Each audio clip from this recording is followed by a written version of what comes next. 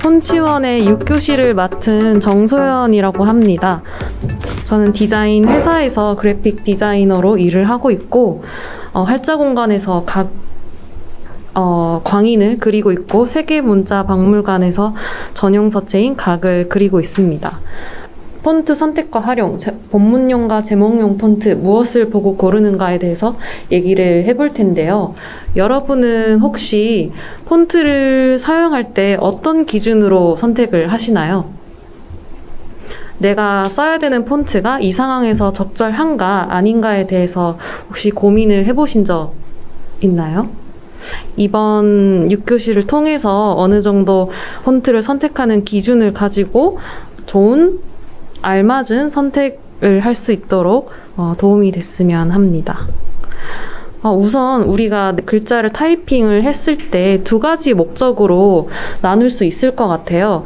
내가 잘 읽히는 것이 중요한가 혹은 잘 보이는 것이 중요한가. 여기서 잘 익히는 것은 어떤 특징이 있을까요? 어떤 폰트가 있을까요? 네, 뭔가 머릿속으로는 떠오르는데 말이 입 밖으로 쉽게 나오지 않을 것 같은데요. 그에 반해 잘 보이는 것이 중요하다라고 했을 때는 어떤 특징이 있을까요? 잘 읽히는 것은 본문용 폰트에 가깝다라고 할 수 있는데요.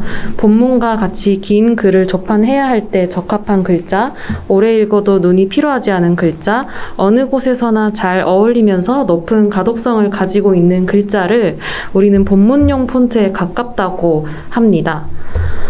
그리고 잘 보이는 것이 중요하다라고 했을 때 제목용 폰트에 가깝다고 할 수 있는데요. 글의 제목이나 헤드라인용으로 쓰이는 글자, 짧은 글이나 문장, 단어 위주의 글을 접한해야 할 때 매체의 분위기에 따라 골라 쓸 수 있도록 다양한 인상을 가지고 있는 글자를 제목용 폰트에 가깝다고 할 수 있습니다.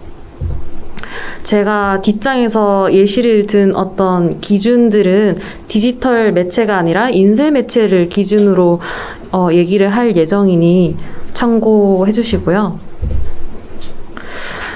그러면 제가 앞서 얘기했던 본문용과 제목용 폰트는 명확한 역할을 가지고 있어요.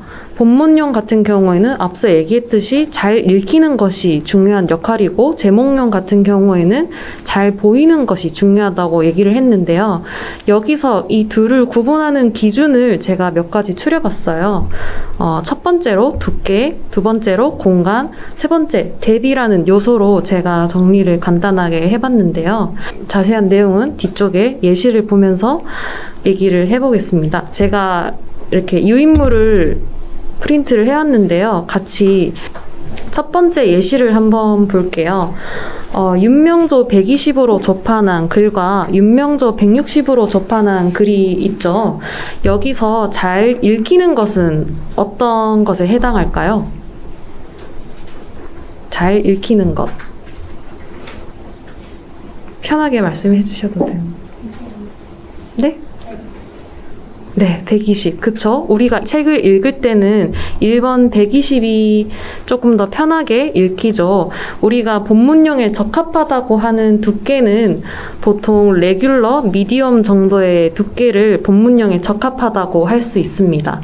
그에 반해 그 이상, 그 이하로 두께가 설정이 되면 긴 글을 접한했을 때 우리의 눈이 조금 부담스럽게 느낄 수 있겠죠? 다음 예시도 한번 보겠습니다. 꼬딕시 40g과 윤명조 120으로 접한한 글이 있어요. 여기서는 어떤 글자가 더 잘 읽히세요? 네. 윤명조 120이 더 잘 읽히는 글자에 속하고요. 꼬딕시는 잘 보이는 글자에 속한다고 할 수 있습니다. 여기서는 사실 두께의 관점보다는 공간이라는 측면에서 그 이유를 찾을 수 있는데요. 여기서 공간이라고 하면 우리가 글자를 인식할 때 글자의 형태뿐만 아니라 글자 형태 주변을 감싸고 있는 주변 공간까지 충분해야 우리가 글자를 쉽게 빨리 인식을 할 수 있거든요. 그래서 꼬딕시 같은 경우에는 네모틀 안에 획들이 차 있죠.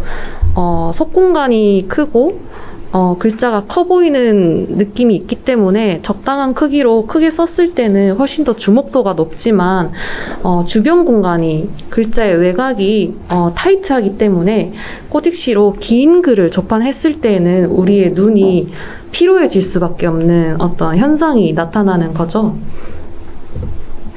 자세히 한번 보겠습니다. 제가 릴틀 메베레라는 글을 두 폰트로 적어봤는데요.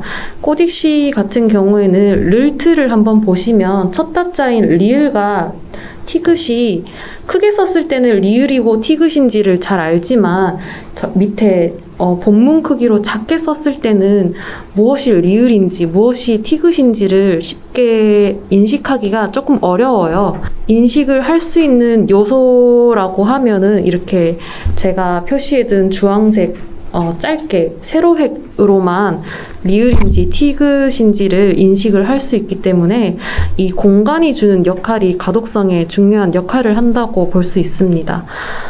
메베레 같은 경우도 미음과 비읍의 위치가 거의 동일하기 때문에 변별력에 있어서 조금 윤명조보다는 다소 떨어진다라고 할 수 있고요. 네, 윤명조 같은 경우에는 미음의 위치와 비읍의 위치가 약간씩 다르면서 자소의 어떤 고유한 형태가 더 잘 보이는 공간을 가지고 있습니다. 마지막 예시를 한번 볼게요. 1번 신신명조로 접한한 글과 2번 안삼열체로 접한한 글이 있습니다. 여기서는 어떤 글이 더 잘 읽히세요? 네, 맞습니다. 네. 여기서 사실 두께적인 측면에서도 그렇게 차이가 나 보이지는 않죠. 그리고 공간이라는 측면에서도 안삼열체가 신신명조의 뼈대를 토대로 만들어졌기 때문에 공간도 사실 글자의 구조가 사실 거의 비슷하다고 할 수 있어요. 이때는 대비라는 측면에서 우리가 이유를 찾을 수 있는데요. 안삼열체 같은 경우에는 가로획과 세로획의 대비가 아주 크죠. 그래서 제목용으로 어느 정도 크게 썼을 때는 대비에서 주는 어떤 화려함이 주목도를 훨씬 더 줄 수 있지만 본문 크기로 10포인트 정도로 작게 줄여 썼을 경우에는 상대적으로 작은 가로획이 점점 안 보이게 되면서 뭔가 반짝반짝거리고 희끗희끗한 어떤 느낌을 받을 수 있습니다. 그래서 본문용으로 썼을 때는 아무래도 길게 읽어야 된다고 했을 때 눈이 쉽게 피로해질 수밖에 없는 그런 현상을 느낄 수 있습니다. 자, 그러면 제가 앞서 얘기했던 설명을 토대로 퀴즈를 한번 제가 내볼게요. 1번 굴림체로 접한한 글이 있고 순명조로 접한한 글이 있는데요. 여기서 어느 폰트가 어느 용도일까요? 이것도 맞추신 분에게 본문 제목. 죄송해요. 틀렸습니다. 네, 본문 제목 틀렸습니다. 혹시 다음 정답을 알려드리겠습니다. 정답은 둘 다 제목용인데요. 우선 굴림체에 대한 개인적인 감정은 좀 넣어두시고 글자 자체로 그 이유를 좀 볼게요. 여기서 굴림체도 두께가 좀 적당해 보이지만 사실 제 눈에는 약간 미디움 레귤러보다는 약간 라이트한 느낌이 살짝 있는데요. 그것보다는 공간이라는 측면에서 제목용이라고 할 수 있어요. 여기 굴림체도 마찬가지로 네모틀 안에 글자가 들어가 있고 공간이 크지만 글자 주변 공간이 부족하기 때문에 굴림체를 100페이지 정도로 길게 접한했을 때는 눈이 피로해질 수밖에 없는 제목용에 속하고요. 순명조 같은 경우는 쉽게 이유를 찾을 수 있죠. 대비라는 측면에서 본문이 아니라 제목용에 가깝다라고 할 수 있습니다.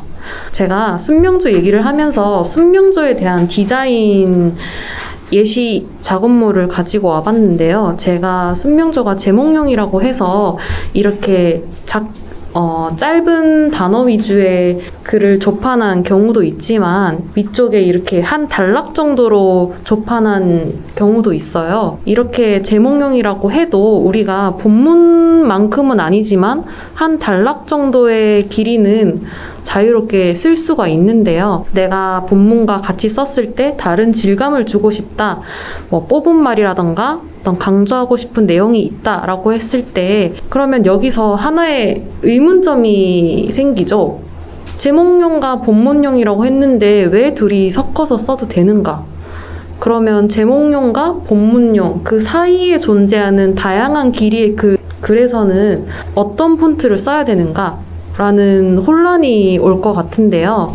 제가 간단한 그래프를 가지고 와봤습니다. 가로축을 보시면 글의 양이 적다, 즉 읽는 시간이 짧다, 그 다음에 오른쪽으로 갈수록 글의 양이 많다, 읽는 시간이 길어진다 라고 했을 때 글이 양이 적은 경우에는 예를 들어서 포스터, 책의 제목이라든지 글의 양이 적은 경우에는 본문용부터 제목용까지 선택할 수 있는 자유도가 높다고 할 수 있어요. 그러니까 예를 들어서 아까 본문용에 가깝다고 했던 윤명조 같은 경우에도 어느 정도 키워서 쓸 수가 있는 것이죠.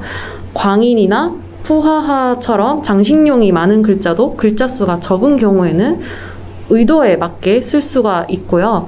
점점 글의 양이 많아진다고 했을 때 두께나 공간과 대비를 고려해서 한 가지씩 조건이 붙으면서 글자를 선택할 수 있는 자유도가 점점 낮아지게 됩니다. 그렇기 때문에 아까 제가 예시로 퀴즈로 했던 순명조 같은 경우에는 제목용이기는 하나 적당한 길이의 글에서는 어느 정도 자유롭게 조판할 수 있다라고 말씀드릴 수 있을 것 같습니다.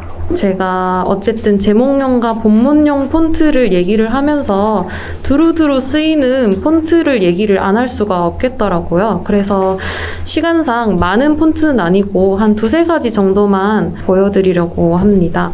폰트 선별과 이미지는 2017 내가 쓴 한글 폰트를 참고해서 발췌를 했고요. 본문용 폰트 같은 경우에는 유료 폰트로 산돌명조 고딕 네오 시리즈를 두루두루 쓰고 있고 직지에서 만든 SM 클래식 시리즈, 신신명조, 중명조, 태고딕, 견출고딕, SM 클래식 계열들도 두께가 조금 비교적 적당한 것은 본문에 쓰이고 두꺼운 것은 제목에 쓰이는 등 좀 넓게 두루두루 쓰이고 있고 마찬가지로 윤명조, 윤고딕도 많이 쓰이고 있고요. 무료 폰트 같은 경우에는 구글에서 만든 본명조, 본고딕, 아모레 퍼시픽 전용 서체인 아리따 브리 도듬도 두루두루 잘 쓰이고 있습니다. 그 다음에 제목용 같은 경우에는 유료 폰트로 산돌 격동 고딕도 많이 쓰이고 있는 것 같고요. 에이지 초특태 고딕도 많이 쓰고 있고 바람체도 유료 폰트로 제목용으로 아주 잘 쓰이고 있습니다. 무료 제목용 폰트는 제가 따로 적어오지는 않았는데요. 워낙 많은 폰트가 있기도 하고 특히 빈도수가 뚜렷하게 높다라고 하기가 조금 애매해서 따로 들고 오지는 않았고요. 네, 이런 산돌명조 고딕으로 조판한 예시는 보통 이런 분위기를 낸다 정도로만 참고해 주시면 되고 SM 클래식도 이런 느낌으로 조판이 되는구나, 제목으로 썼을 땐 이런 느낌을 주는구나 정도만 보시면 될 것 같고 아리따 브리 도둠과 본고딕 예시 살짝 넣어봤고요. 격동고딕, 초특태 고딕, 바람체도 예시로 이런 느낌을 준다. 네, 할 수 있습니다. 자, 마지막으로 제가 본문용과 제목용 폰트를 어떻게 쓸 것인가 그 기준을 가지고 설명을 했는데요. 간단히 요약해서 정리를 해볼게요. 우리가 어쨌든 폰트를 쓰려면 내가 어디다 쓸 것인지에 대해서 매체를 먼저 정해야 되겠죠. 내가 만약에 영상을 하는 사람이다. 영상에 자막을 쓰는 사람이다. 근데 갑자기 내가 소설책을 써야 돼. 그러면 내가 영상에 썼던 폰트들을 그대로 소설책에 쓸 수는 없는 거죠. 그러니까 정확히 매체를 정해야 됩니다. 그 다음에 그 매체에서 내가 얼마나 많은 양이 들어갈지를 파악하는 것이 중요한데요. 예를 들어서 포스터를 내가 한다. 글자의 양이 비교적 적기 때문에 잘 보이는 글자 위주로 선택을 할 수 있죠. 물론 잘 읽히는 것도 중요하지만 적절한 비율을 통해서 제목용, 본문용 폰트를 선택할지 정한 다음에 두께, 공간 대비를 고려해서 폰트들을 선택할 수 있습니다. 그 다음에 그 매체의 성격과 분위기까지 고려를 해볼 수 있는데요. 내가 만약에 폰트로 어떤 분위기를 강하게 주고 싶다 했을 때는 장식성 있는 폰트를 사용하는 것이 더 좋겠죠. 반대로 팩트 기반의 어떤 정보성 글이 중요하다라고 했을 때는 오히려 인상이 없는 무뚝뚝한 글자를 선택할 수도 있습니다.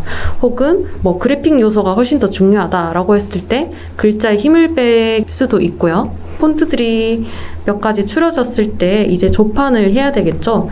저 같은 경우에는 3가지 정도의 폰트를 기본으로 잡고 조판을 하는 편인데요. 경우에 따라서 뭐 한두 가지 정도로 더 플러스해서 조판하는데, 예를 들어서 뭐 제목용 2개에 본문용 하나, 제목용 하나에 본문용 2개, 이런 식으로 조판을 하는 편이고, 내가 강조하고 싶은 내용이 너무 많다고 해서 모든 글에다가 다른 폰트를 쓸 필요가 없다라는 얘기를 하고 싶고요. 마지막으로 글자를 선택하고 어떤 상황에 이 폰트를 써야 되는지에 대해서 최소한 기준을 가지고 내가 선택을 할 수 있다면 우리가 일을 하면서 조금 고민의 시간을 줄이고 더 좋은 결과물을 만들어낼 수 있지 않을까 해서 준비를 해봤고요.